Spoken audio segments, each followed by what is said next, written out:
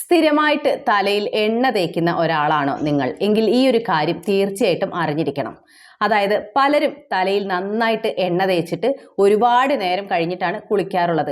അതല്ലെങ്കിൽ മറ്റു ചിലർ കുളി കഴിഞ്ഞിട്ട് തലയിൽ എണ്ണ തേക്കുന്നവരുണ്ട്. അതുപോലെ തന്നെ രാത്രി കിടക്കാൻ നേരം തലയിൽ എണ്ണ തേച്ച് അങ്ങനെ കിടന്നുറങ്ങി രാവിലെ എണീറ്റ് കുളിക്കുന്ന ആൾക്കാരുണ്ട്.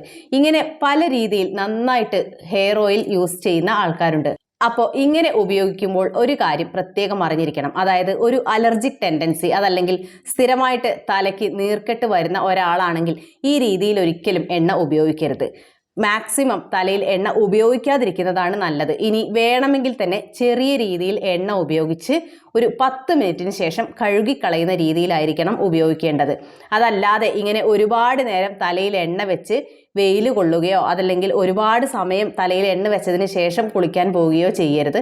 ഇത് തീർച്ചയായും നിങ്ങൾക്കുണ്ടാകുന്ന ആ ഒരു നീരിറക്കത്തിൻ്റെ ടെൻഡൻസി കൂട്ടും. തലയിലെ നീരിറക്കവും തലയ്ക്ക് ഭാരം ഇതെല്ലാം ഈ ഒരു കംപ്ലയിൻസ് എല്ലാം നിങ്ങൾക്ക് കൂടി വരും. അതുകൊണ്ട് ഈ കാര്യം പ്രത്യേകം ശ്രദ്ധിക്കണം.